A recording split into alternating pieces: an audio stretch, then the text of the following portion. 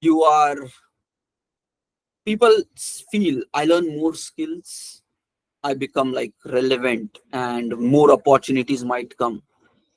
Think from the perspective of IT companies. Okay. Let's say you learn Java also, Python as well, Node, okay, plus maybe PHP, maybe front end side Angular, React, fine. You learn so much. And now a default assumption is when we know more, our value increases. And then HRs would like to hire me if they see so much in like my resume, right? Now the point is this is a very wrong thought process.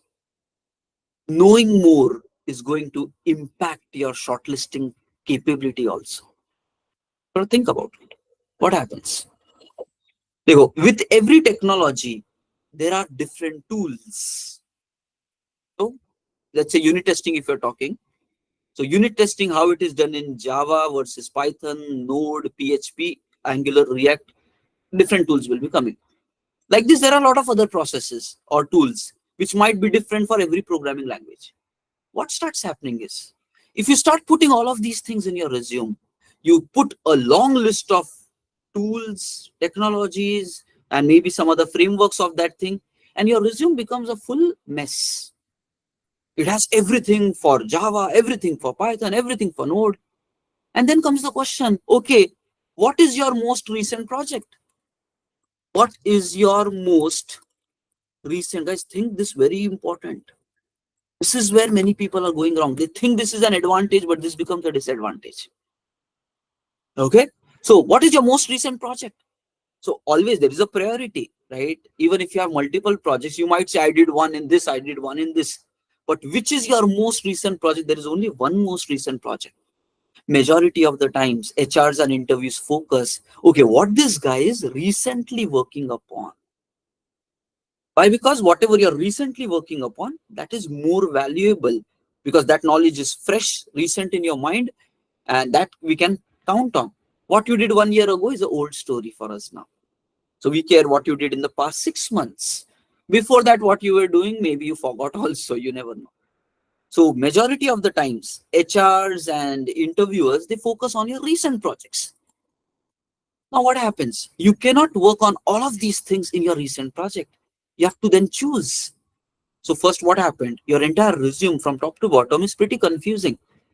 Confused with all of the skills and tools about all of these things. When HR sees your resume, they will be like, not sure what this guy actually knows. He knows everything. And guys, they go, pretty simple stuff. These are very big things. Knowing everything is not practically possible for an entry-level person. Knowing everything actually means you are not expert in any one of the area, rather you are average in everything. That is the conclusion. How can you learn everything by being a fresher? That means you don't know basically anything. You're only an average person, or maybe less than average in all of those things. Only high level you have touched. Rather, compare it to another person. He says, my specialty is into Java. From top to bottom, your resume is fully Java based. Your recent project is Java based. Your technology tools, everything is Java based.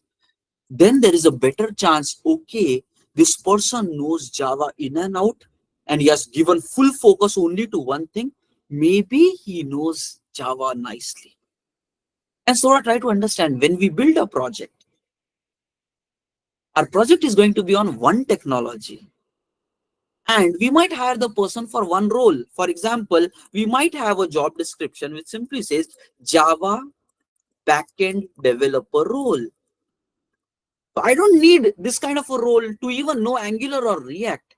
I don't need this person to even know Node or Python. Having that is chalo aata hai. But my major focus will be 95% how good he is in this. So when you have a resume which is so much scattered, we don't get that confidence how suitable you are for this position. And your recent project might say that I did it in Python and Node. That completely removes my confidence. Hey, we are trying to fill for a Java position, and this guy has done a recent project in Python, reject the candidate. It's as simple as that, right? It's just common sense. If you have not worked on the technology which we want as a recent, basically you worked upon it long time ago. You might have forgotten also that one.